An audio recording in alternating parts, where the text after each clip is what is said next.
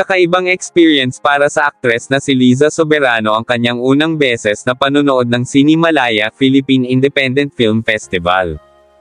Sa panayam kay Liza, sinabi niya na masaya siya na makapunta sa Cinemalaya Film Festival ngayong taon at makita ang ilan sa mga local film enthusiasts. Aniya, "I've never been to Cinemalaya before. I've never been to a Cinemalaya movie, and I really like its vibe and energy because it's just a bunch of movie enthusiasts, some people passionate about movies and storytelling coming together and I really like that." Sa nasabing interview, inimbitahan din niya ang lahat na panoorin ang Cinemalaya Film Entry sa season nito ngayon at suportahan ang local films. Sa lahat po ng nanonood ngayon, I just want to invite you guys to watch all of the Cinemalaya entries and to support local films and all of our local creatives. Thank you so much, Ani Liza.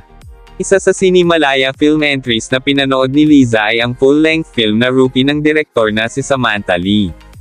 Ito ay pinagbibidahan ni Pat Tinghoy, Aya Fernandez, at seasoned actress na si Agot Isidro. Ngayong 2023, ang ika-19 na taon ng Cinemalaya na may temang Iluminasyon, kasama ang 10 full-length film at 2 sets ng short film entries.